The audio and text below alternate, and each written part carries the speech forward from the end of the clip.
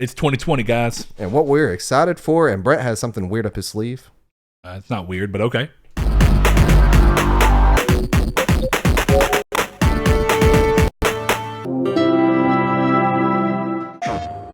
No fresh poo-poo. This just in. I won't go there. Maybe for dickish at best. Too bad it doesn't pull like the backing audio still, so we can just have a clip of you saying that. I kind of wish it did.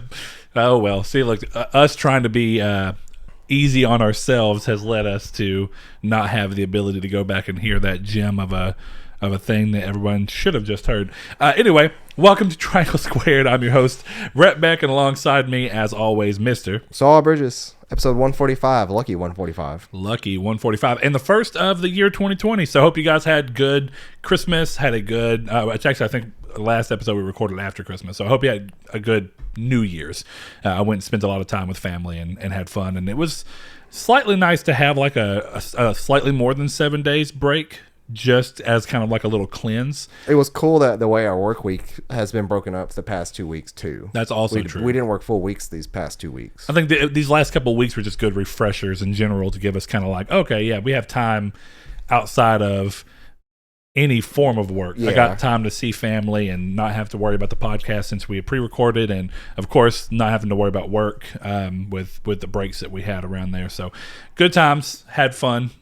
Glad to come back to this though, and hopefully everybody else is. With the new year, we are going to be bringing a couple of changes to the show that me and Saul have been talking about. One of the things is that there's a really, really high chance that we're going to be bringing back Reader Mail, but it's not going to be Reader Mail through Triangle Squared. Back whenever we originally were talking about if it came back, I always wanted to kind of do it as a separate thing where it's just Reader Mail, and it's essentially still us, it's still Nartech, but it's really just we can call it whatever. It can be general reading mail or whatever, but we're probably going to make a separate show that's specifically made for that. It'll still go up on all the things. We'll figure out exactly how we're going to do that, definitely for podcast services for you audio guys, audio listeners. But with all that said, we are essentially at a point where a new year means that there's a lot of new things we want to try. So before we get into the whole episode, one of the things where I guess we're going to go ahead and talk about is we're going to try out a change in the way we handle news. News is honestly something a lot of you guys know about.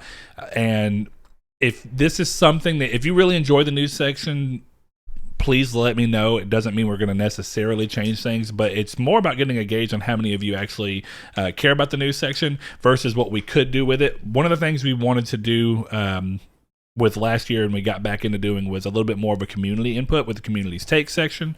But what we're thinking about doing now is choosing one big news thing that happened throughout the week and having that be something that we push out, and it'll be a combination of essentially the community's take alongside something news related, where we look at something that we think is decent size in the news and then get a feel for how y'all guys feel about it versus how we feel about it as well. Extend that section out a little bit, give us still a good flow of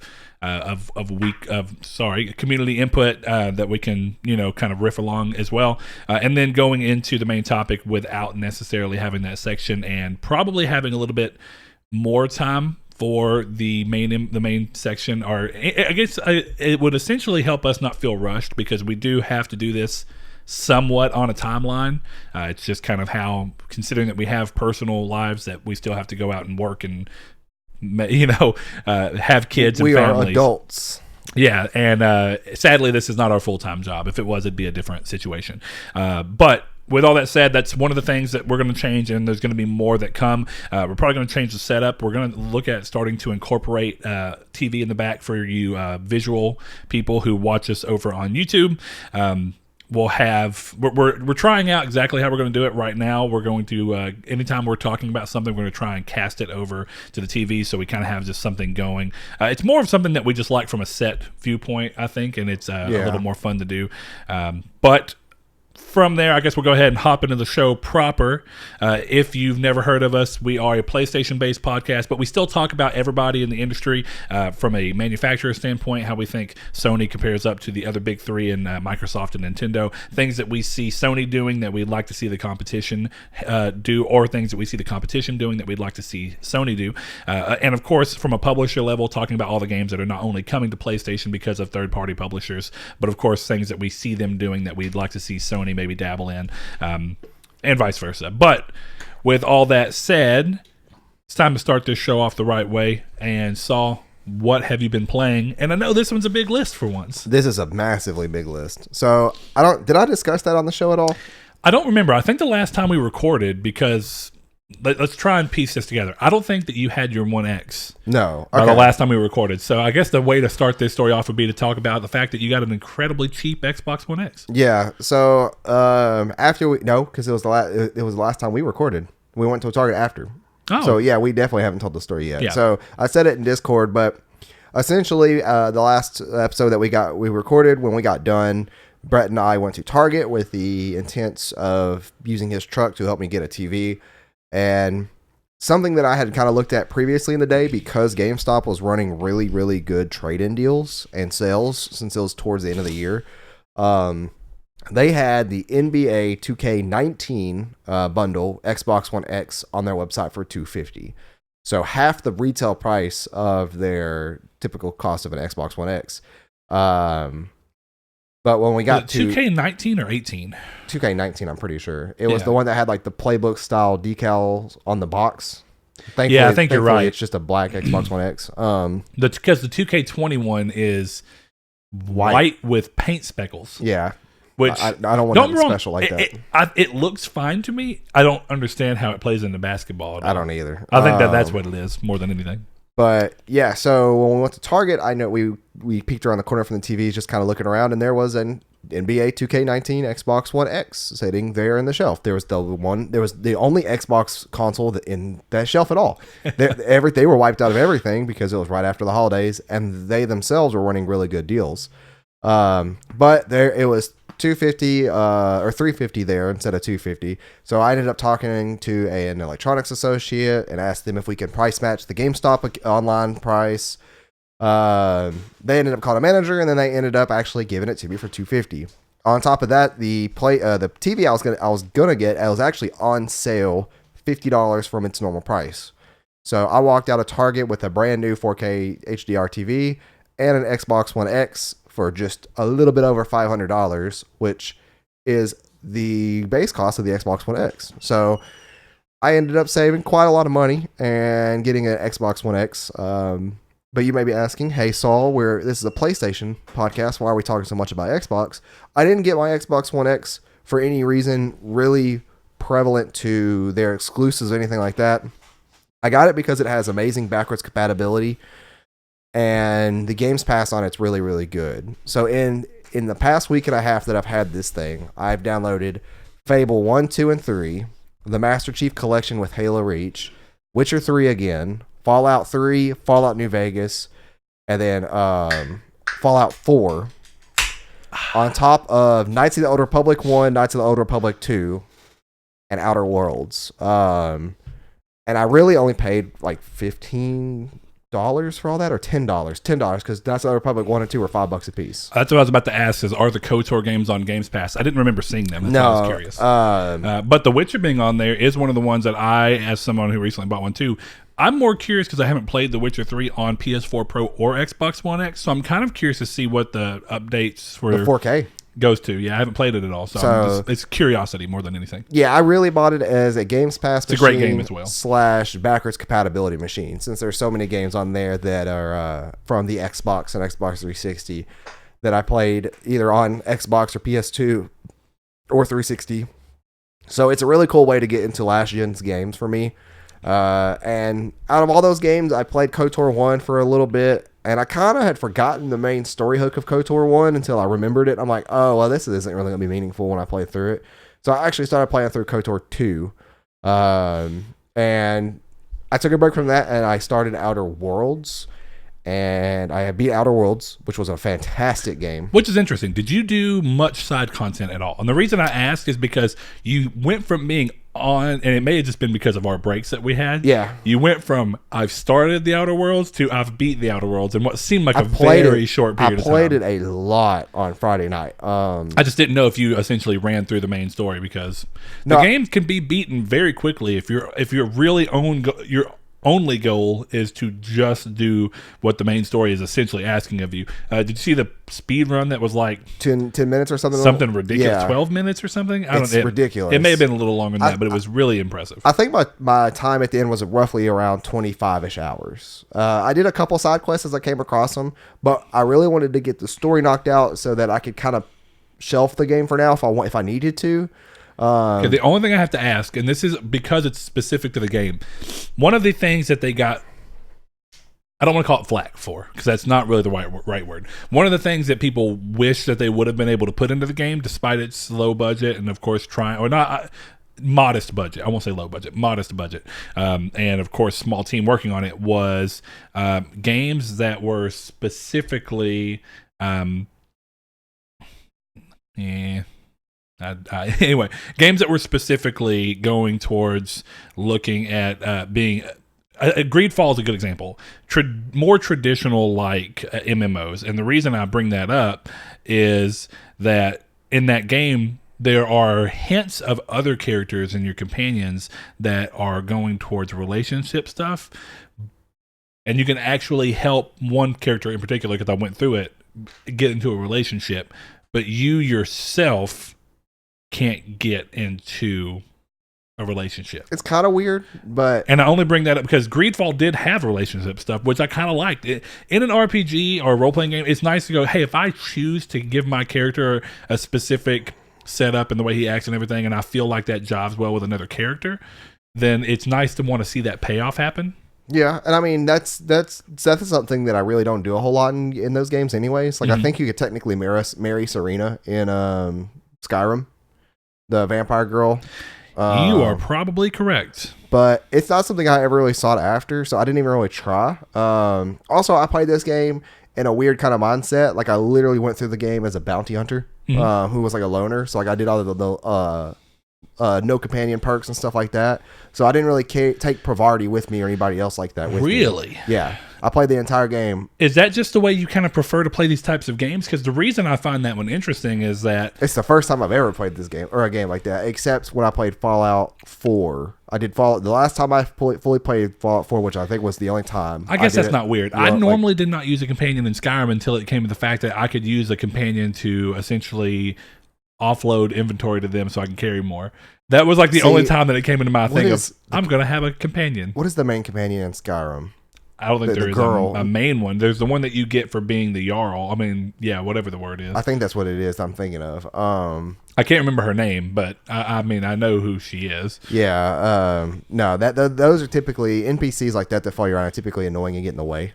Now, it's weird that it specifically becomes to a person, which normally in other games, I don't know why. I normally don't, because Fallout 4 had companions as well, but really the only ones I ever used was the dog until he went missing for half the game. And then after I rolled credits, he just was sitting at the camp. See, I didn't even use the dog in Fallout 4. Yeah. Well, and see, I guess because it called back to kind of what I loved about Fable 2. I really like the idea of having a dog. You do have a dog. I actually played through the prologue of that game where you actually end up with the dog and stuff as you start out. But that game also looks fantastic, by the way, for having aged like 13 Fable years. 2? Yeah, or I'm 10 sure. years. I think it got the Xbox One X backwards compatibility enhancement. Patch. I did not know that. But yeah, like so I really enjoyed Outer Worlds enough that I thought, Fallout 4 is free. I'm going to try playing Fallout 4 with mod support. And since I have not done that on Xbox yet, and I was like, maybe enough time has elapsed in the time that I originally played it, because I did not enjoy that game that much. Mm-hmm. Like, if I had to give it a rating 1 out of 5, I'd give it like a 2.5 to a 3. But I am enjoying it now with a couple of the mods I'm running. Realistically, the only mod that I ran that's changing anything at the core of the game is a new dialogue mod, so that you can actually see everything that your character says instead of having just abbreviated sentences to select normally, which is really a big pet peeve of mine. So that really helps out a lot of immersion stuff. But I added True Storms, which is some really cool weather stuff, and I added a I can't think of what it's called. It has a cool name, but it adds a lot of greenery and vegetation to the world. I notice in those games, and I understand the one for greenery and whatnot, but I notice in those games you tend to go towards weather systems almost immediately. That's one. I remember whenever you first picked up Skyrim for your Xbox when you still had the One S, I want to say. Yeah. That was like one of the main reasons you even bought the Xbox. Is like you wanted to play Skyrim with mods, but not have to worry about before it on I had my PC. Yeah. And that was one of the things too, that like anything that I could do to immerse myself furthermore, and dialogue options help change that. So I can kind of prep with what my character is going to say the full sentence of instead of whatever the original game had. And then the weather systems make the world feel more alive. So does vegetation stuff. It makes the world feel prettier and more lived in. Because, like, let's be real, it's an apocalypse. There's so many people in that world. The world should look more lived in than that, in a sense. Is it weird that in that game I understand what you're saying, but I see the flip side of it, which is probably what the design team was thinking, on top of the fact that engine is just, I don't know why it doesn't, it may have been to not stress the engine further, but I think one of the things that typically comes up with post-apocalyptic games is the idea that it's post-society. So you're really not going to see that lived in as much as you would in a time like us, where when you see lived in now, like I remember back in the PS3 days, one of the things I thought Killzone 2 did that was just a very, very weird choice when you think about it from is it necessary to anything in particular? Not particularly, but when you were running around Helgen, you're supposed to be on this enemy planet, right? And instead of making it completely lifeless, even though in some ways it really is, it's got a ominous red cloud around it, and it looks so rough. And the story lore is that it shouldn't have been able for people to survive on it. But once the how am I forgetting the whatever? Once the main group of people left the Helgens there, that's when they really became the Helgens. They left a group of miners there, and they survived. But when they're going through that on that game, there's the ability to see trash bags and whatnot that are all just kind of littered throughout the street. And that's kind of the first thing. It's like, okay, they're trying to kind of be like, people do live here in a civilized like manner. Yeah. And part of the thing that comes with society and civility in a weird sense is like, okay, well, when you have a civilization, it breeds up things like consumer goods, which breeds the need for packaging, which breeds the need for excessive trash. Fallout 3 did it really well too. And it's been a lot longer, but I do think I know what you mean. But anyway, in Killzone 2, you could shoot trash bags and they would open up, and you could see the things that were in there. There'd be like to-go boxes and water bottles and all sorts of crazy stuff. And for the PS3, that was such an odd thing. That is weird. Definitely in a linear shooter, that I always thought that was a cool idea because it kind of gave what you were talking about as the sense of lived in. But I guess in post-apocalyptic things, I always get the idea of like, well, this is after the apocalypse. There really isn't the same idea of product, so there's less packaging, so there's less waste and trash that normally gives you the feeling of like, oh, humans were here in modern day. The problem with Fallout 4 that is kind of different than Fallout 3 is that in Fallout 4, it is a post-apocalyptic, which in your mind you should think, okay, there's not many people left. It's kind of a wasteland out there, which is what it touts, nuclear wasteland. But clearly there's a lot of people. Well, anytime you go to a city, it's very heavily populated. But then when you're traveling to the city, it's just bland. There's not a whole lot out in between. Fallout 3 actually did it right, where there was all kinds of... There's mutant camps in Fallout 4. There felt like there was more stuff like that in Fallout 3.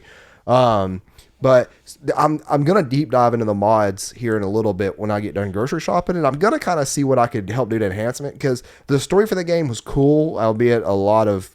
is very, very predictable. But I thought... 4? Yeah. I thought the story was cool. It's okay. It's a very similar story to 3, but at the same time, it's kind of different. I think that's why it felt predictable.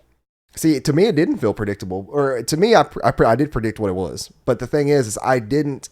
I called that a crazy prediction because it's very similar. You lost your son. You have to go find him. And it's the exact opposite in Fallout 4 or 3. You lost your dad. You got to go find him. I expected the son to be, held a hostage somewhere or something. He's going to move into a settlement that I make or something like that. But then I thought, well, what if that this is not my son that I am going to find, and I'm going to find someone who is older than I am? And they even hint to that with it being cryotechnology, that I fell back asleep after Kellogg came in and killed Nora, whatever. It made sense. Yeah. So it's just one of those things that where the game did this thing that I don't like in RPGs, and it forces you to be the chosen one. So it almost for story writing reasons, you cannot have another narrative without it making sense. Is it weird that I've never thought about this until now? But if you choose to be the male protagonist in Fallout 4, your wife is killed in suspended sleep, and her name is Nora, which is so Mr. Freeze that I don't know. I've never thought of that before. I didn't think about that. I wonder if that was on purpose. Probably so. I would. That's think why so. I laughed a second ago. It's like, I forget about that. Yeah, that is interesting. Yeah. But yeah, it's just one of those that I'm giving a second chance after so long, and maybe the help of mods will help me enjoy it. I hope so too, because my thing that I always mentioned about Fallout 4 is that it just was kind of unremarkable, and I do think a lot of that came from the fact that, love it or hate it, regardless of where you stand on it, The Witcher 3 at least did something that felt like it drove stuff into the next gen. Of like, this is a next gen RPG to me, whereas everything about Fallout 4 felt like a slightly prettier PS3 game.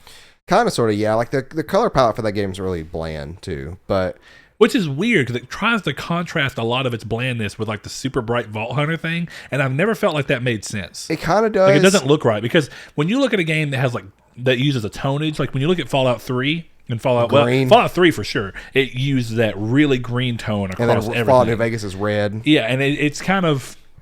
I will say that the game looks better than what I thought. Or when I remembered it looking. Did it get any kind of patches? I don't. Because it was one of the best-selling games of this gen. I don't know. I would assume so. The game, I remember thinking like, this game looks dull, and yesterday when I was playing it, I was sitting there kind of thinking like, dang, this game looks more vivid and more colorful than I remember. But if you look right here, look at that. It's just all one color. I mean, the people viewing it aren't really going to see. Well, and there's a really bad, and this is actually true in the game. There's a really bad fog effect that I never quite understood. Actually, I don't know if that's still in the game, or if maybe one of my weather system mods removed that. Removed it, yeah. But yeah, it's very much more of a colorful game, and it could just be that I remembered it wrongly. But anyways, other than that though, I did play more Slay the Spire as always. That's going to be something I'll probably be playing for quite a while. Still haven't started it. I've been addicted to Need for Speed Heat, man. I beat it. Hey, say what you will. I've really enjoyed the game. If it goes on EA, or I'm not going to get EA Access, but if it ever goes on Games Pass, which I doubt because it'll go on EA Access first. Yeah. Then I'll try it, but I'm probably not going to try it. I mean, I don't expect you to. I don't really know where you stand on your wanting of little nice street racers, considering there used to be so many of them. Like when I was playing, I was like, man, I remember back in like the PS2 days where there was Juiced and all these different Midnight Club. Yeah, Midnight Club was running Speed strong. Underground 2. It just feels like racing games have really taken a huge drop. And then you had since I'd say since around 2010, 2011 of the PS3. Part of the thing that happened with that is Need for Speed themselves tried doing this thing of having multiple teams releasing a game yearly, sometimes 2 Need for Speed games yearly. Terrible. I think Carbon was the last one I fully played through. Carbon was fantastic. I love Carbon. It. Yeah. Undercover was their first chance at trying to come back to the idea of like a Carbon street racer version, and it was mixed. And then of course we got to where we are with the modern reboot. Which I will say this: I think of all the Need for Speed games, if I want to bring this back to what people call the heyday of Need for Speed, when you're dealing in the Most Wanted, Carbon, Underground 2 kind of stretch of stuff, which is really Underground 2, Most Wanted, then Carbon. But when you go to that time period, the one thing that really held true across the board was always the fact that it was like, okay, it's really street racing influenced and heavily influenced by like the more urbanized designs of like the street racing car setup, and it had cops and it had cop corruption and all sorts of weird stuff that kind of tied into the story. And there you can tell that with 2015 they tried to harken back just to the street racing thing, and I think that they did a great job with that game as a first setup. Payback was a little bit weird. It tried tapping into this Fast and Furious thing, which I think was a little bit of a miss in terms of what I think people really loved about the series in its heyday. But this game goes back to the idea of like, okay, it's mainly about what street racing comes from, and it would make sense that in a city that has sanctioned races for the daytime, that there are going to be people that want more and decide to carry that into the nighttime where it's considered like illicit racing. And I like that idea because it kind of comes down to the thing of, by the way, the TV is bedroom. I don't know if you saw that or not. So I can cast to it. Yeah, you should be able to. But anyway, whenever it comes down to... Yeah, I'll take care of it. You keep talking. Oh, thanks. Anyway, whenever we're doing it, when you're playing through it, I like the idea that it goes back to that because it comes down to the idea of like, okay, it's cops and cops corruptions and in this particular one and how that ties into the street racing and stuff. But more importantly, the game is just fun. I still think that the biggest thing that I can give them credit for, despite the fact that they've been struggling in some ways they still are doing better than the series was at its lowest points, which I think was like Need for Speed Run. Do you remember Need for Speed Run? Is it a mobile game? No, Need for Speed Run was a game for the 360 and PS3 that was the first time a Need for Speed game let you get out of the car and walk around in certain areas. It wasn't like a Grand Theft Auto or something like that. It was more that the game had built-in scripted sections that were made for your character to get out, and you can control an actual character in these in-between moments. And it was a huge miss. That just did not end up working the way I think a lot of people would have liked. So anyway, this game goes back to what I think is most of the good stuff, and I really hope that what comes alongside that is an idea of holding with this and kind of doing a sequel. They haven't done a sequel yet, whereas Most Wanted and Carbon are direct sequels to each other. This game, I feel like, sets up the beginning of Carbon, you're riding in the BMW from the end of Most Wanted. See, I maybe even forgot that. And you're on the run from Cross, was his name. Speaking of which, they mentioned Cross in Payback as he's dead. I think that there's a voice recording of him. Which was just a cool tie back to that. But anyway, my point being is that this story sets up for a cool idea of kind of sequelizing off of this with the story that it sets up. And I think that there's a good way to go about doing that since this game does a lot to try and mention other places.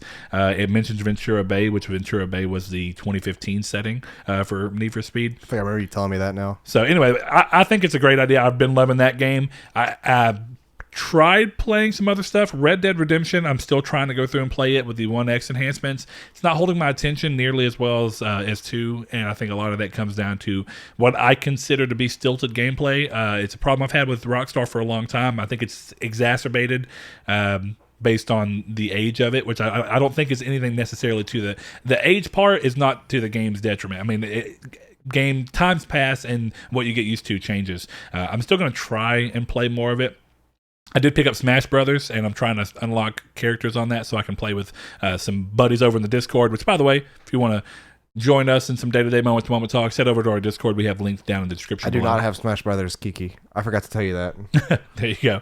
Yeah, but anyway, moving on from that, that's about all I've really played besides a little bit more of Octopath Traveler. So I've been playing my Switch a little bit, but it's been almost primarily me going through. Like I said, I've beat Need for Speed Heat. Now I'm just doing what I always do, which is going through and trying to platinum the games. That game is really good at this one more race thing for me in particular. I don't really understand it. If it's not one more race, it's one more activity. You know, in the open world, they have the thing where there's speed traps that you got to try and race through, and they'll be in weird spots, so you got to try and maneuver around and keep your speed up. And the other night, I didn't go to bed until 4:00 from a mixture of playing that game and then I saw it was Friday night because I hopped on Discord yesterday morning when I woke up at like 5:15 a.m. or something. Yeah, and it said I always type in Discord when I wake up. And I forgot what it was, but I remember it was you, and it was like 2 hours ago. I'm like, what is he doing? Yeah, I'm awake at 5:15, and he's still in Discord at like 3 something. Yeah. But anyway, that's just kind of how it ended up happening. The game caught me, and it's still keeping me going. It just is what it is. But anyway, with that said, I guess we can go ahead and move over into our Community's Take section, which, based off of our last episode, if you didn't get a chance to check it out yet, and for some reason you're watching this one first, was the question ended up being around the fact that the last episode for us was our Game of the Year for 2019, which we like to do as our last episode every time of the year. And it became a question of, hey, going into this new year, what do you think from what we've seen in the games that you know that are coming so far? There's plenty of games that have not been announced, surely, that are going to come out this year, of course, with the new systems as well.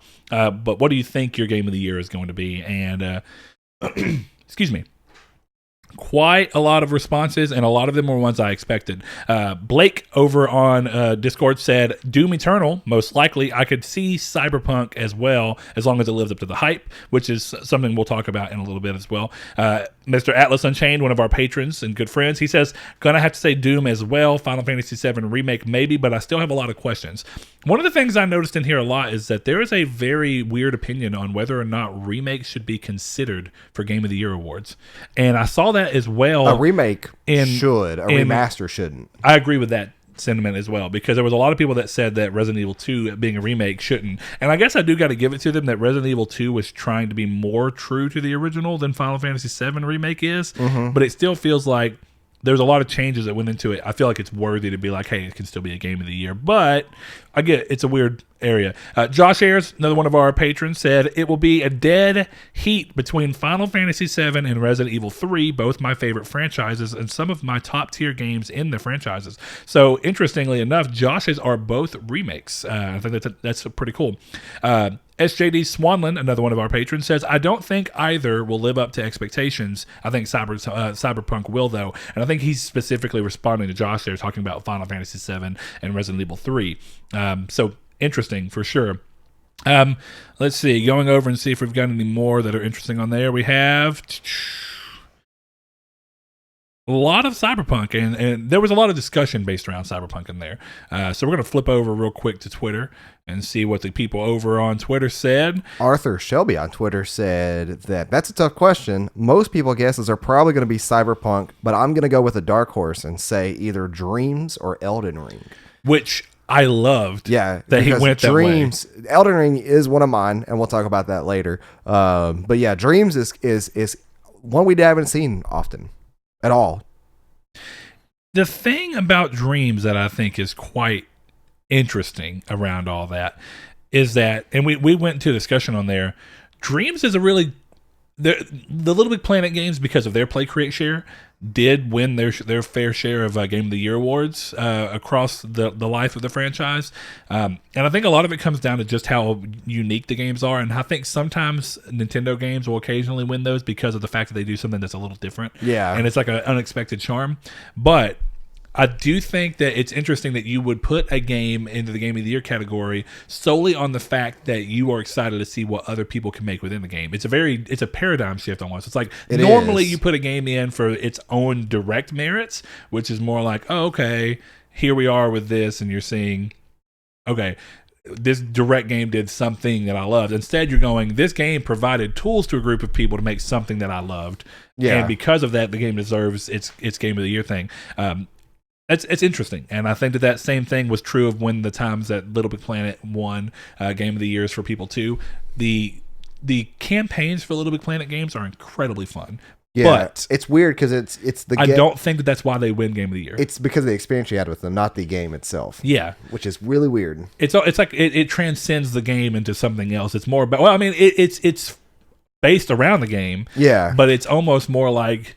It goes back to what we were talking about with, like, sometimes you have favorite memories that are based off of very odd things. And I think it's sometimes what you end up loving about a game and why it becomes the Game of the Year is, like you talked about, you said it's the experience with the game. I think it's about the experience the game can create even in the outside world. Yeah. So, like, I think a lot of people ended up really loving Zelda Breath of the Wild because it gave them a palpable sense of, like, oh, when you're playing it, you have this feeling of, oh, and it didn't hit me the same way, but I understand it for many people, of like exploration and weird and excitement from freedom, and then the ability to do what games used to do, which is where you talk about it and kind of go to the point of, like, you all played the same game, and I think that this is part of what made Skyrim so big as well. You're all playing the same game, but since the game lets you do so many different things and in so many different orders, you have this discussion where it feels like every discussion around the game is like mystical. It's like, what? You can do that? And it's very, like, you'll occasionally get someone who's like, oh yeah, I did that too, at least in the very early days. But there's a lot of times in Zelda where I think, and in Skyrim as well, where it's like, oh, you did something that was so unexpected and out of the blue and different. And it's like, oh, that's cool. I wonder if I can go do that. Yeah. And it creates a discussion around the game. And that goes back to, like, Little Big Planet. The basketball mini game was just, like, it made a fun moment outside of it. And I thought that was really cool. So there goes that Need for Speed Heat back there on that TV. Beautiful. Anyway, let's see. Was there any more on Twitter? Oh, there's a couple on Twitter that were really interesting. Yeah, throw a couple out real quick because I think that these are all interesting. Our good buddy Jason says Cyberpunk again, but he also throws in Resident Evil 3. He says, The Witcher is my favorite game of all time, hands down. I'm hoping that Cyberpunk delivers in every way, shape, and form that The Witcher did, and more. So we're getting a lot of Cyberpunk in there, which is one of mine as well. Our good buddy Sean, No Fate, he says The Last of Us Part 2, Resident Evil 3, and Cyberpunk. He actually says... It's a good trifecta. Last of Us 2, Cyberpunk, and Resident Evil 3 in that order. So Resident Evil 3 being his third, and then, of course, Cyberpunk 2, then Last of Us 1. Yeah, that's a good one. And then Sean Horn, he says Final Fantasy VII Remake, which is good. I think that's one of mine too. Not quite up there on the list compared to the rest, but it's up there. I've been so confused on where you stand. I'm not going to say confused. I've been kind of like, I wonder where Saul's real excitement lies, because it's like all of your excitement is met with just as much questioning. Yeah, like I'm excited, but I'm excited for it like I was excited bringing home my new TV. Like, hey, this is really, really cool. I'm going to be able to use this to some great extent.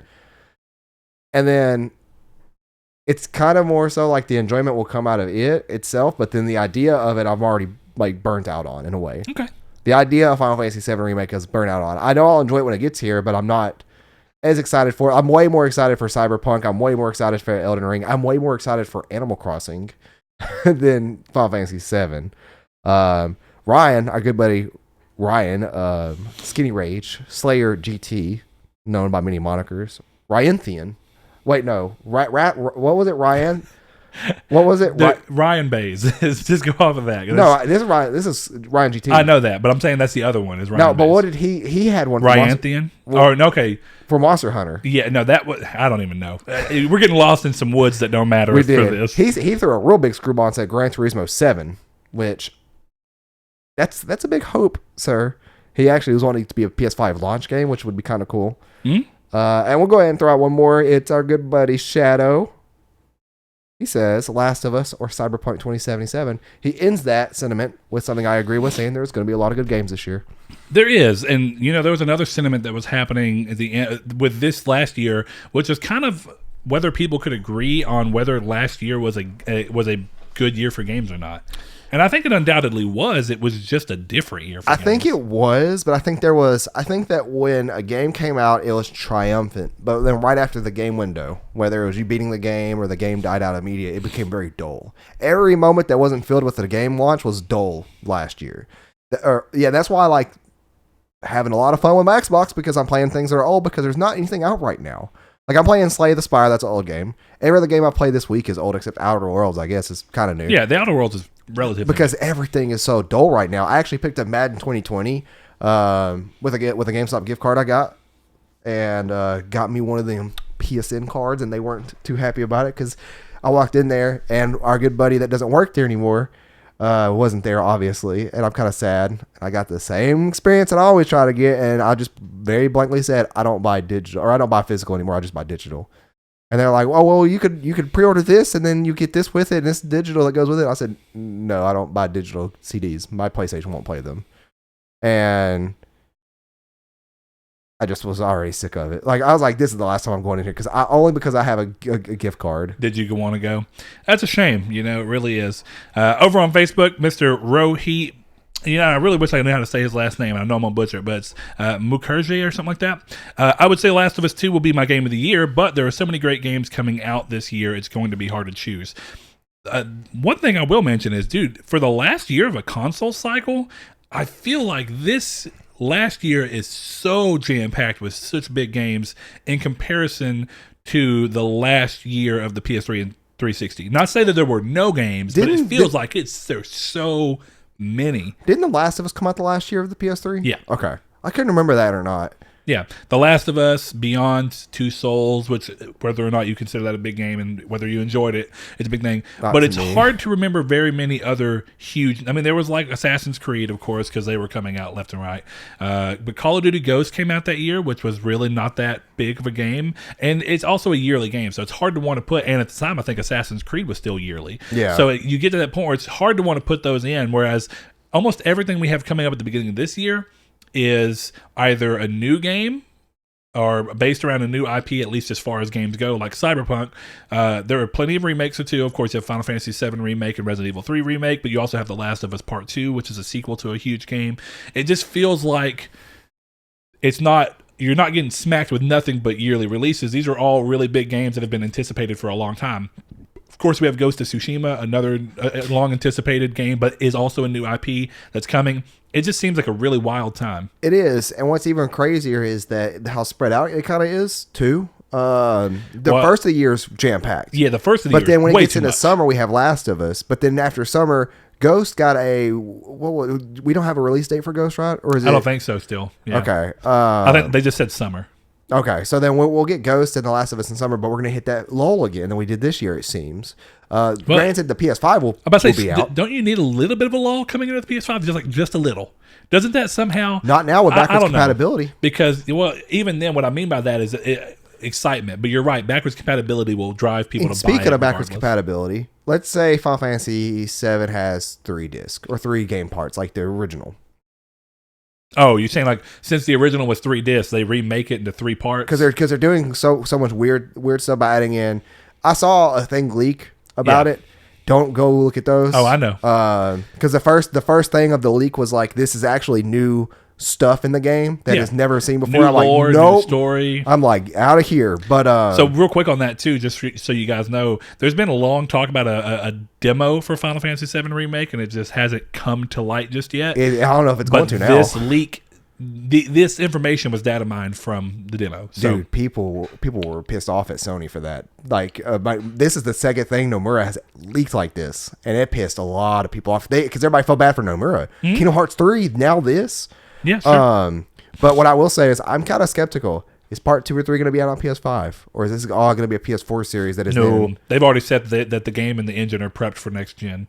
Like everything they have going. And they're making this game have higher resolution assets so that when it plays on next gen consoles. On PS5? Yeah, okay. Essentially. And it wasn't clear if they're saying that within the disc, if you just play it on PS5, it recognizes and it goes up. I think it's more of either the potential for a remaster or the potential for a patch. I hope. It's probably a potential for a patch. It better be a patch, yeah. If they spent this long on this game and then they want you to buy a better version of it like a year and a half later, no. I mean, from a business standpoint, that seems like some crap that they do, but at the same time, I think that they understand when you're trying to do this.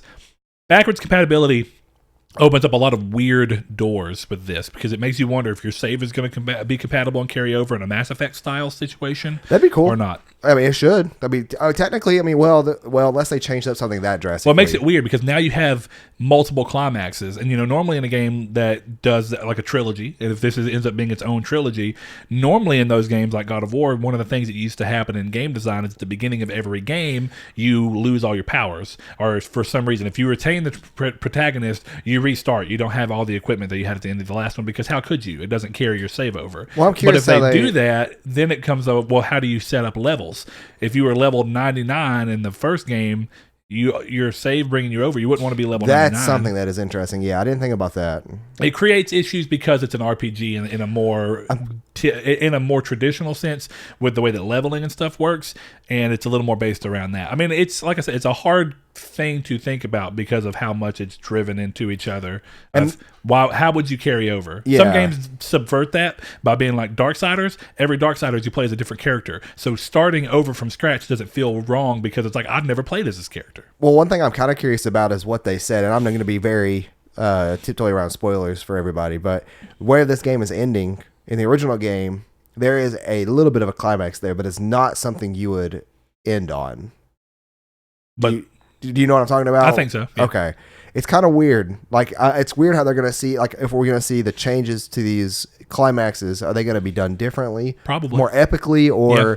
I'm curious because it's like whenever they said Harry Potter was going to be multiple endings or multiple parts for the last one. Where do they choose to end it is as important as where they choose to begin it in the next part in a way. Sure. Yeah. There's like literally right then and there you could choose wrong and it just pacing felt terrible or something. Yeah, sure.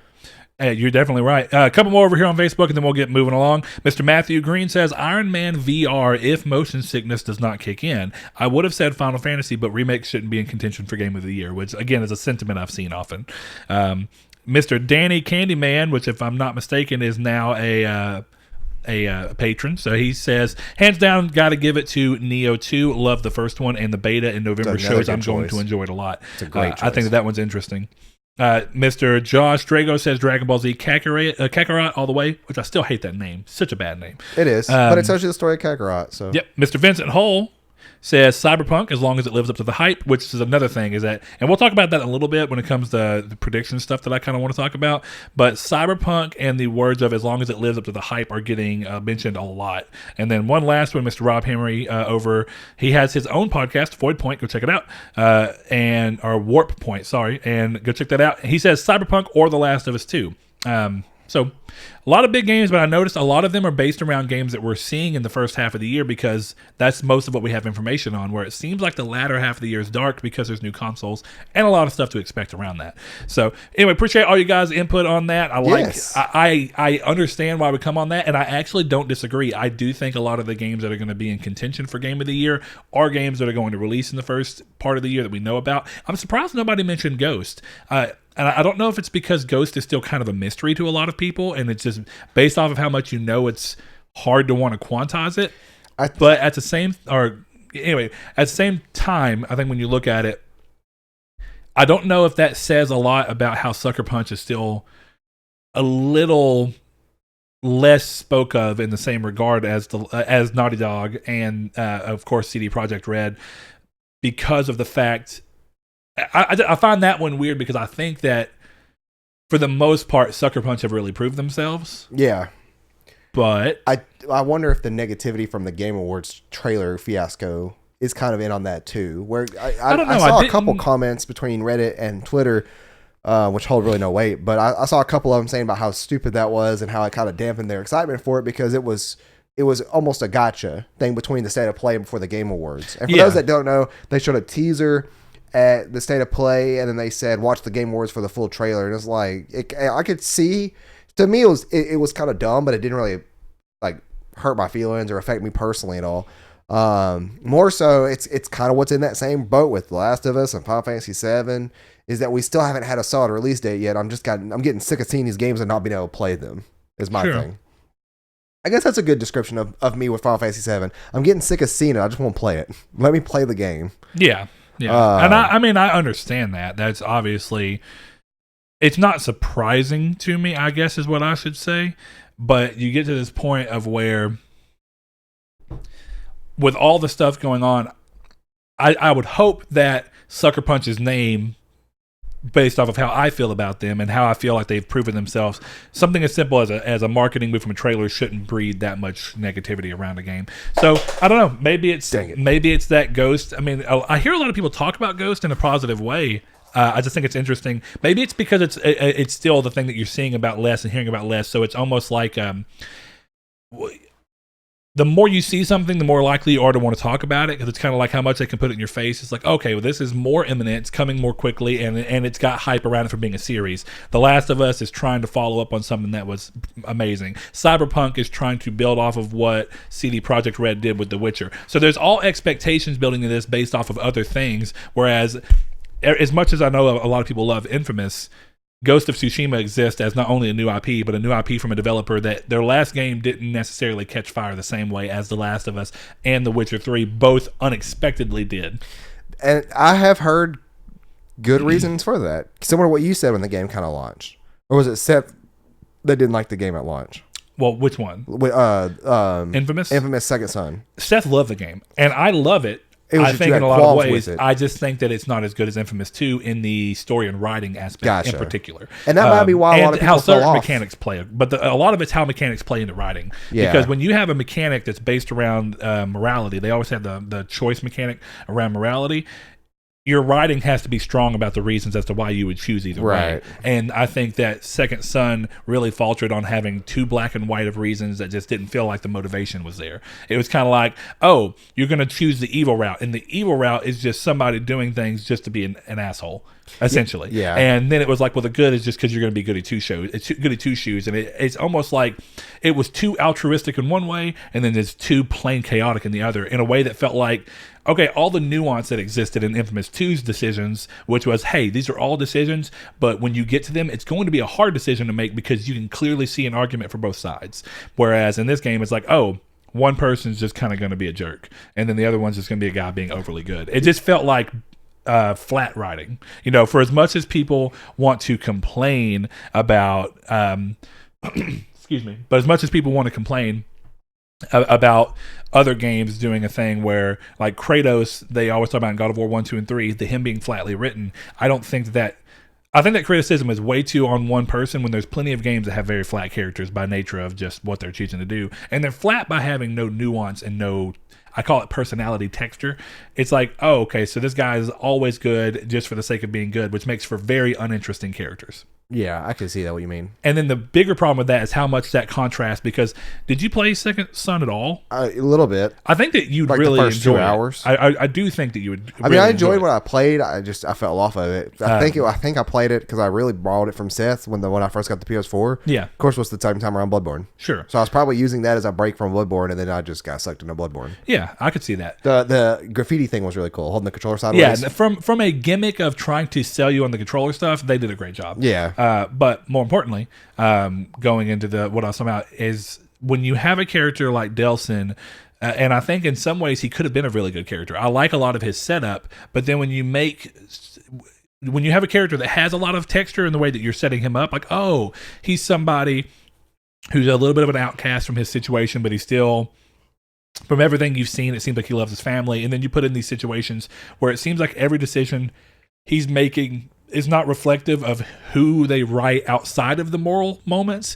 Like, when you have a game that's so built around moral moments, you can't have the writing that hits in there go and say, okay, we've built up this personality outside of the moral moments, but the moment we come to a moral thing, it never seems like one of these ties into who they are as a person. It just seems like it's one or the other. So it contrasts too much with who he is. Right. He's got so much layers about why he would feel certain ways, and then when you get to here, it's like you're not leveraging any of those to tie into these. And that turns Whereas the writing. 1 and 2 both did. Yeah. 1 was a little more flat than 2 because it was an earlier game and trying to prove itself, but it still decided to go, hey, these are things we know about the character. And Cole in Infamous 1 was kind of more of a monotone, flat character, but they still chose to use parts of the personality they'd set up into why it would be hard to choose certain things. Yeah. And they did not do that, I think, to near as good of an extent as either of the two games in that one. But either way, I just hope Sucker Punch with this game, I hope that this game gets the Last of Us 1 thing where it's a come-up-it's in a way of Naughty Dog was already at top tier level, but The Last of Us was more of an unknown quantity for a lot of people. So when it came out and just really blew up, it was unexpected.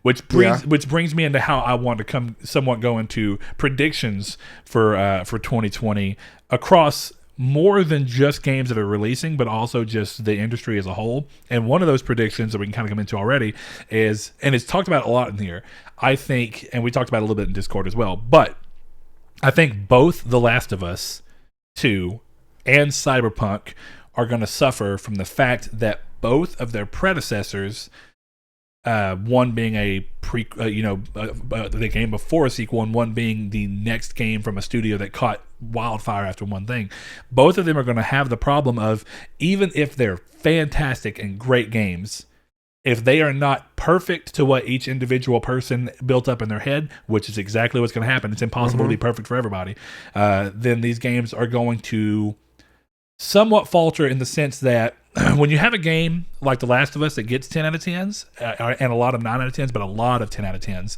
unexpectedly from a lot of people, where you play the game and they go, I don't know why, but since this wasn't part of something else, you didn't come into it expecting a 10 out of 10. But now that we've had that 10 out of 10, The Last of Us 2 automatically on its shoulders carries the fact that it's an expected 10 out of 10 out of the gate.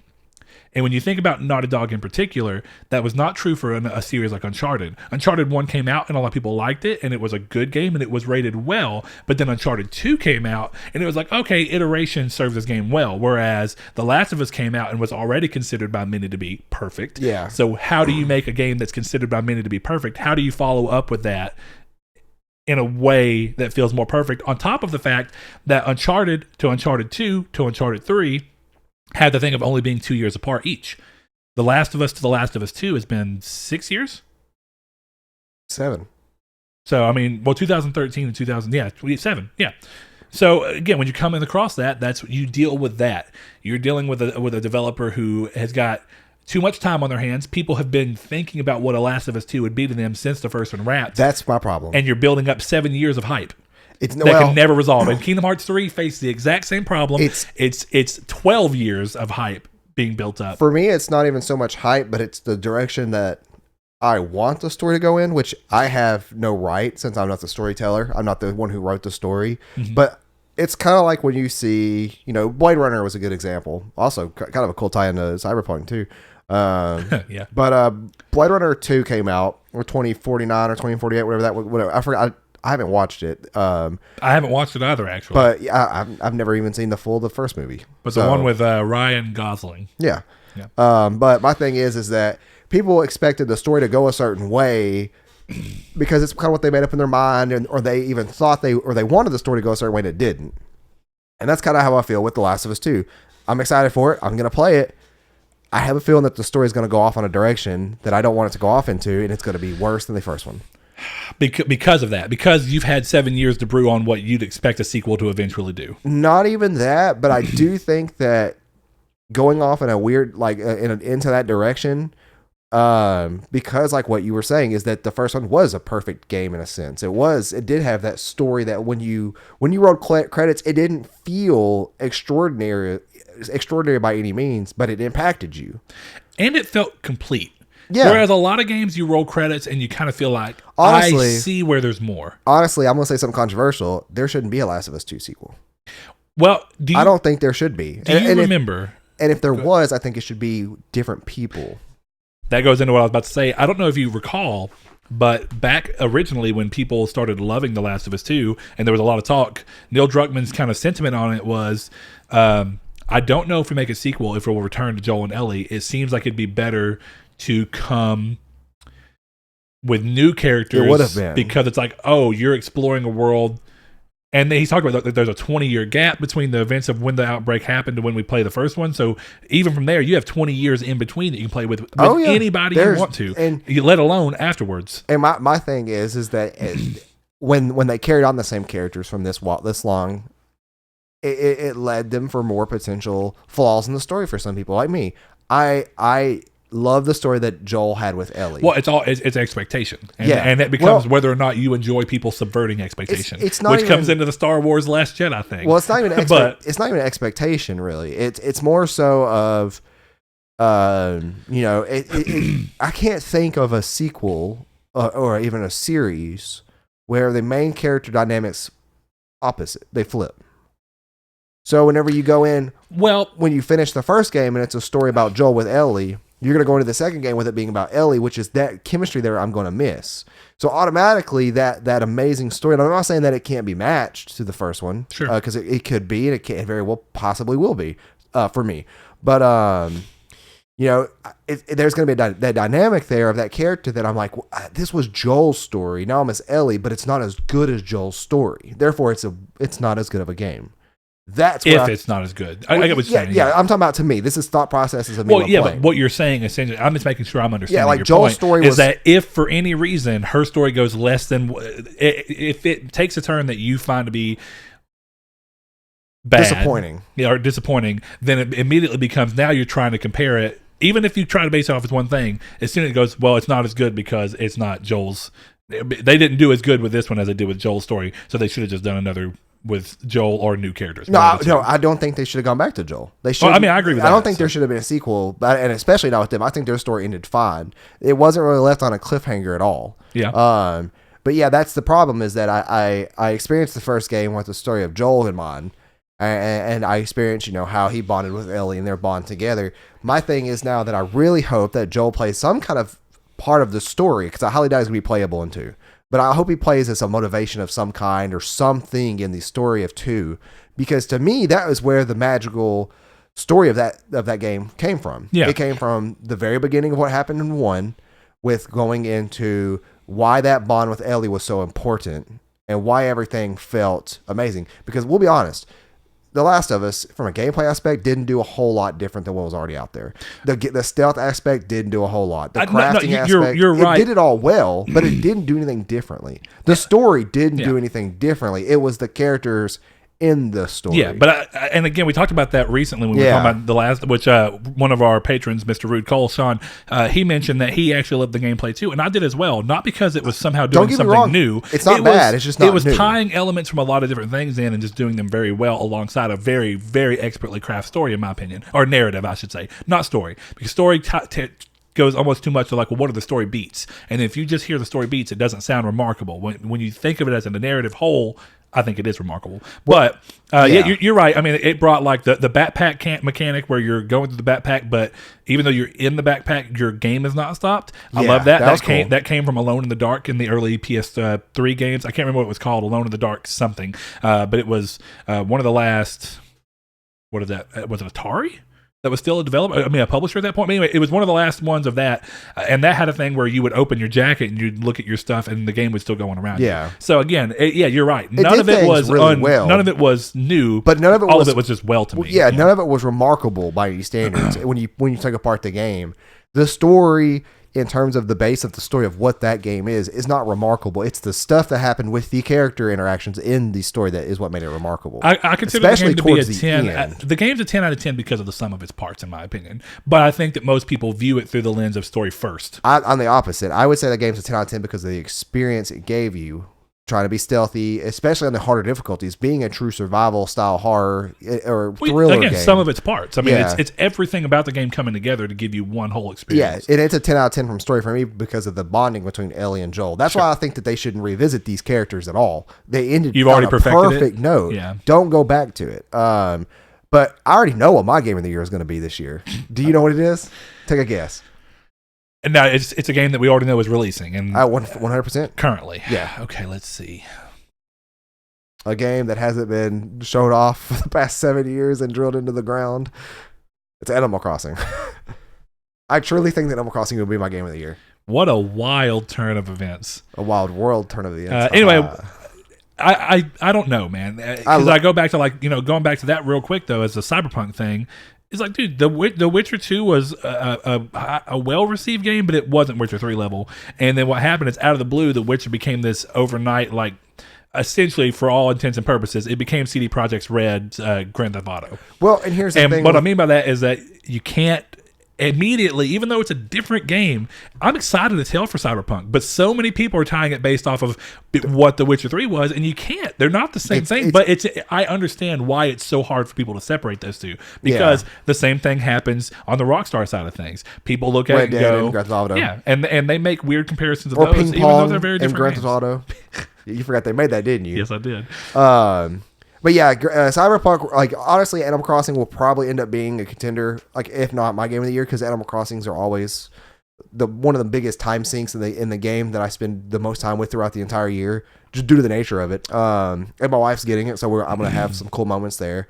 But I think that Cyberpunk would realistically be my end game of the year if anything, Animal Crossing falls flat. Okay, so this is what I'm more curious about, and I think we can both do this. Do you, just based off of the games you've seen so far, do you think that the game of the year for you is going to end up being game of the year because of one particular element, like more gameplay or more story, or do you think it's going to be how they bridge together? I think it's going to be how they bridge it together. And even more importantly, the reason I say that is, like, we both love Dead Cells, but Dead Cells really doesn't have a story. Yeah, and that's it's a game that you love so much on gameplay alone. It's like Slay the Spire. There is a story, I'm sure, but it's probably it's very, very small. I can as a real. It's like and so it's not about that. It's about the gameplay pushing you forward. Yeah. Certain.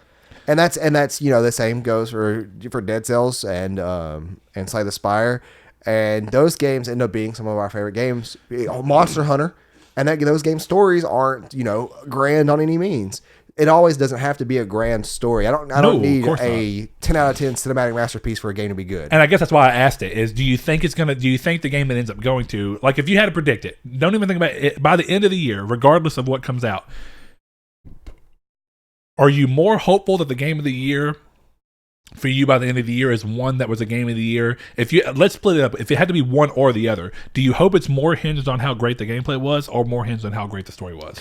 Do you have a hope? That's a tough choice, because even then, for me, if Last of Us does their story in a way that it hits it on the head just like the first one did, then no contender, Last of Us.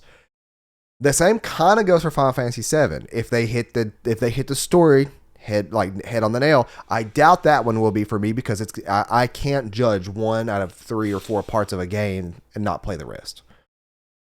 And I'm not gonna. I think that if anything, 1 out of 3 parts of a game that you already know the majority of the people are saying, oh well, Final Fantasy VII can't count. It's not it's a remake. Technically, it can't count because it's not done. Like it's not a completed game. You're being left off with like 100 plus or more hours of a game that you don't have. So if anything, Final Fantasy VII is that. But Cyberpunk, I think with Last of Us, it's one and done. And I'll do the same as very similar to Last of Us 1, where I'll go back and I'll play it on grounded difficulty or whatever 6 months, a year later. Cyberpunk is probably like Outer Worlds. I'm going to finish it, and then like in a week or 2 weeks, I'm going to go back with a different build. I'm going to go back with a different mindset and immersion and story for my character and replay that again. That's where technically the game of the year will come from that. However, if the story does not really warrant a second playthrough, then that game will fall flat. Because if the story is not good enough to get through again, or if it's another kind of story that forces you to go through and there's not a lot of side content, then yeah.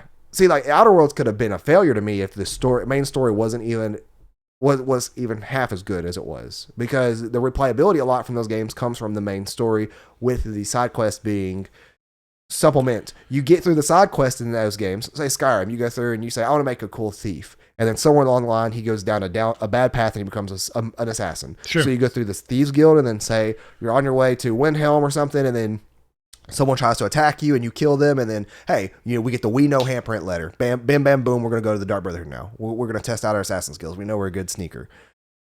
All through that, you get that done. What else is left? Might as well go to take this character and go through the main quest and make a reason on, like, I guess I'm Dragonborn now. I'm going to go handle this and then become whatever I want to. By the end, you end up inevitably going towards that motion because you run out of things to do. If there is no reason in that, if there's not strong side quest supplement in Cyberpunk, as well as a story that's worth replaying, even replaying ad nauseum, not paying attention or anything, then yeah, if it's tedious at all, then yeah, it could very well fall flat. Final Fantasy VII is nowhere near my continual list because it's not done. I will not put that on my list just solely based on the fact that it's going to leave off at a cliffhanger. We know where it's going to leave off. We know how it's going to leave off. Well, some people do, but avoid leaks if you can. They've already said where the game ends. I mean, they just said Midgar, but you don't know how they're changing the story to do that. Well, yeah, but I'm saying, like, if it's anything like the first game, we know the sequence. That's what I was saying earlier, but the sequence on how it ends. But also say we know for the people that never played Final Fantasy VII. Just throwing that out there. Anyways, I don't think that Final Fantasy VII could be in that list, because here's where it's going to make me mad. You finish up a really good movie and you're like, I'm going to watch that sequel right now. You watch the sequel. You get there, you watch a really, really good movie that ends on a cliffhanger, and you don't know when that second movie's coming out. That's the difference. And then it could be at the end of the year, which still is too long. To me, this game, if they're going to do it parts, have the full content ready and do it 1 month at a time or something. Oh, I disagree with that whole. And the reason I say don't brace it out over the course of a year to maybe even 2 years to finish up the entirety of the game. Excuse me. Do you remember back when they first announced that it was going to be a episodic game, and that was the word that they chose to use for some reason, and immediately they got a ton of backlash. And I don't think it was ever intended to be something where they release a chunk every month or two. I would say 3 months, at least once a quarter. Say it's 3 parts, or say 4 parts. We'll make it even 4 parts. Well, what it still comes down to then is if they're making the game 40 hours each section, how can you expect them to make 40? That's why I said quarter. You get 3 months to get through that game.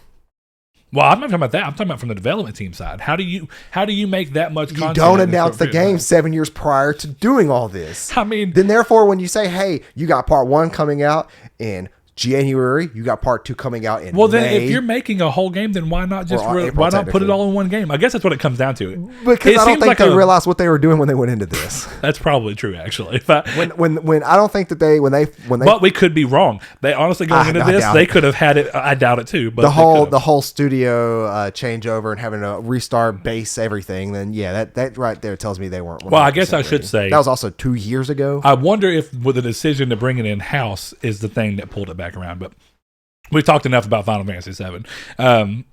Well, anyway, my game of the year currently, I'm hoping, is Cyberpunk, Just because there's something about a good RPG, but that is going to rest a lot on what RPG elements they choose to include. And a lot of that for me comes down to how much they want to. They're doing well in some ways. I don't mind making your own character as long as you let me make a character. Part of what I think both of us loved about the Outer Worlds is that you're just a character. You're nobody in particular. You just happen to be the one person that got woken up.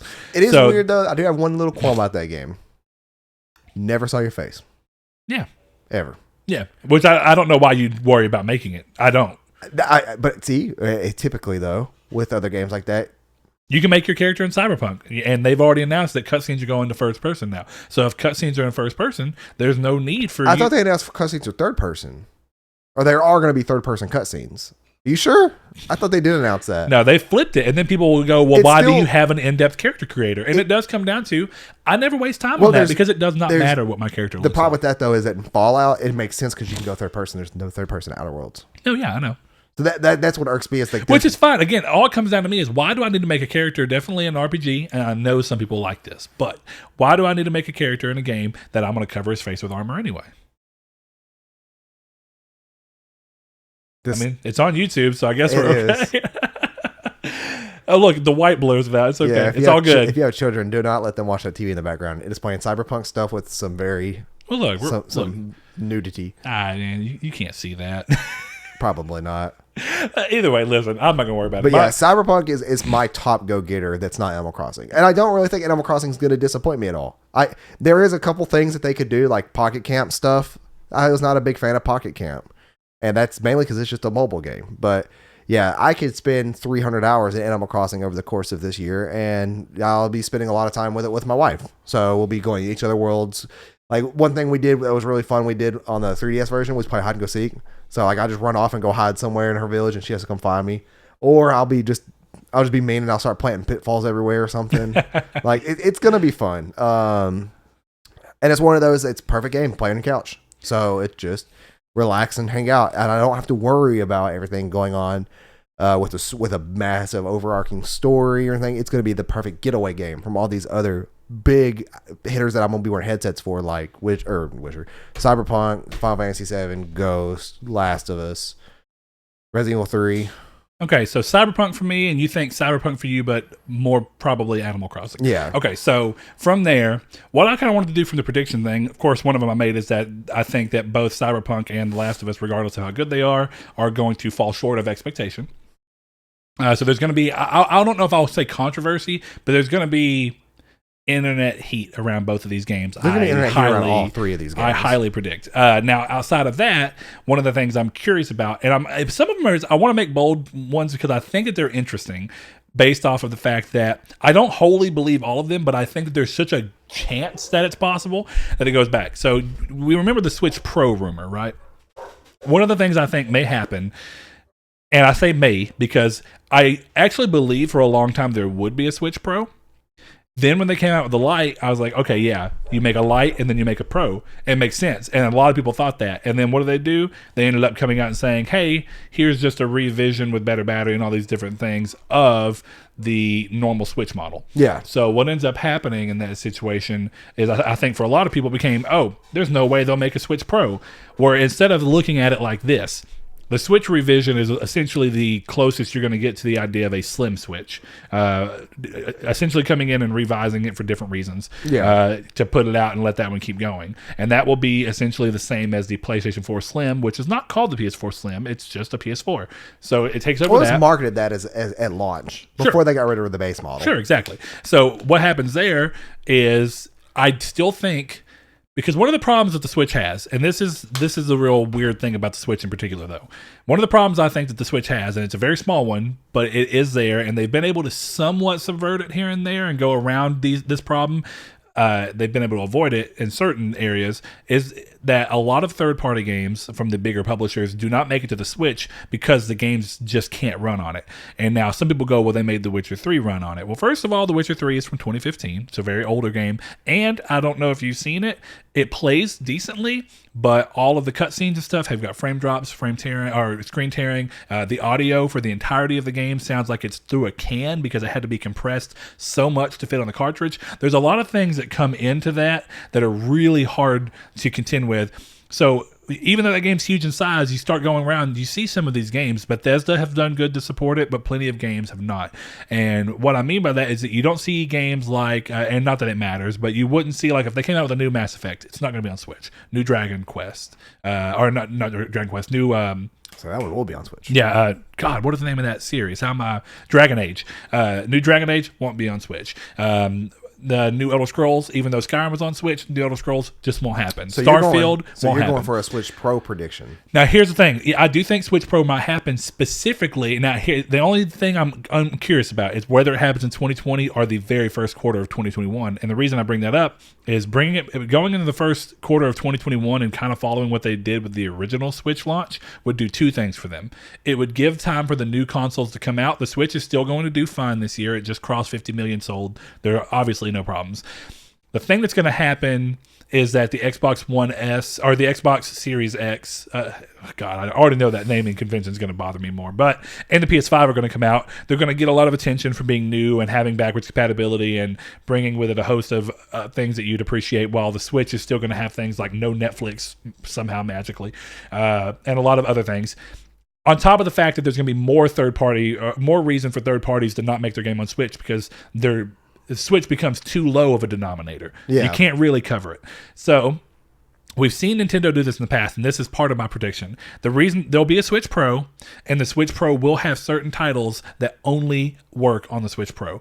And as stupid as an idea as I think that is, we saw them do it with the 3DS, with the new 3DS. Yeah. They locked off part of the user base and said, hey, these games, some games will play on both and will have enhancements on the new hardware, and then others will play only on the new hardware. Do you know why there's two rumors right now that corroborate what you're saying? The 64 gigabyte carts that are supposed to be coming out. I didn't know the new carts are coming. Red Dead Redemption 2. Yeah, so it's even then 64 gig cart. Red Dead Redemption 2 is a 100 gigabyte game. Oh well, it has 4K textures and stuff in it. Well, it's a 100 gigabyte game on PlayStation that does not have 4K textures. Oh, it ain't gonna have. I would doubt it's gonna have. The Xbox One X version is bigger. I'm sure it is. Yeah, I doubt though that it's like 131 gigs. Like Red Dead Redemption 2 stripped down to like low settings, I'm pretty sure it'd fit under. Maybe, but again, you come down to the thing of how much audio is in there. You're gonna have audio compression. But the reason I say this, still going in, it gives the Switch something new that goes against. It gives the people who love the Switch and want to keep playing one the ability to go to Switch Pro, play those games, and then get third-party support that they're going to be missing out on otherwise, while also finally giving the Switch something where people who have 4K TVs, it's something that where they can finally play their Switch on their 4K TV and get the benefits. Now, whether it's because it's doing something in native 4K, highly unlikely. Maybe for the occasional Nintendo game that's smaller in scale, like a Yoshi game, something like that could run in native 4K, but what we may see is essentially what the PS4 Pro did, and do games that are at 1400p and then upscaled or whatever, or checkerboarded, whatever. There's a million things, but I do think that we see that so that Nintendo has a way to not only bring back some excitement toward the Switch after the Series X and the PS5, but also to keep up with games. You have any wild announcement you want to make? I do. Because I think that one's half and half, but I do think we may see it as late as Q1 2021. Your leg is so pale compared to your arms. Dude, it's massively. Dude, that doesn't even look like it. That looks like a dead person's leg propped up. But yeah, my rumor, I've said it once, I think, but Blue Point is not working on a game. It's working on an emulation system. And it's working on an emulation system for PlayStation 1, 2, and 3. Would you think that they're maybe working on a game and an emulation system, and then they're throwing they're throwing the trail by mentioning a bunch of games? Probably, but there still is one of those games that actually is getting remade. If I had to guess, they were probably working on Demon's Souls, and they're going to announce an emulation system. And what they're going to do is they play it on this system, thanks to our new system, on PS5, and they say, or Demon's Souls remastered. Yeah, I think my prediction, I'm going to bounce off of that, is that we will see Demon's Souls announced, and that it's almost a two-part prediction. We're going to see Demon's Souls announced this year, a Demon's Souls remake. Real then quick. My second prediction is that it will either be a PS5 exclusive launch title, which I don't think is as likely, but it is possible, or it's going to be the first cross-gen game. I forgot. Sony. Elden Ring could also be my game of the year too. I just got to see what it is, because this is the first time a From game has gone. And assuming it still comes in 2020. Oh, I doubt it won't. But yeah. This is the first time we've seen a From game announced with nothing after it ever like this. Sure. But let's go get Wendy's. I'm hungry as well. I'm hungry. All right. Let's leave it on there, guys. Thank our patrons. Yep. Hope y'all enjoyed this episode. And speaking of our patrons, if you want to support the show and you like what we're doing over here, consider going over to Patreon, and it's patreon.com/Nartech, and seeing what we have to offer. And of course, we appreciate the support if you choose to do so, like many of you have. Like I said, also, we've had people who have recently upped their pledges. So we really appreciate that. In this big year, one of the things I want to do this year is grow us even more. I want to get new people into this community. I want to do all the sorts of stuff. So I'm going to ask you right now, if you're watching this on YouTube, share the video. See to anybody you think may like it. Do it on social media, whatever you want. If you have a friend that you think would like it and does podcast services, hey, recommend us. See if they end up liking us. And of course, last but not least, we can wrap this show up. Our patrons. Thank our patrons. So see you guys. Hope you'll have a good one. See you next time. Thanks to our patrons, Dan Barber, Josh Jarrell, Matthew Green, my name is Dan, Douglas Below, Sean Santarud, Eric McAllister, Matt Sycamore, Funk Turkey, Danny Villalobos, Shadowist, Steven Salazar, The Stonard, Travis Below, Eduardo Palomino, Stefan Swanlin, Coy Live, Philip Laguerre, Corey Hickerson, Solitary Red, Brian, Donovan Williams, William Digital Spooker, Derek Porter, Josh Ayers, Brandon Edwards, Sean One, Neo, Tyler Powers, Dylan Kirby, and Sandcoffin. If you would like to be a patron, like we said, go over to patreon.com/Nartech. Thank you.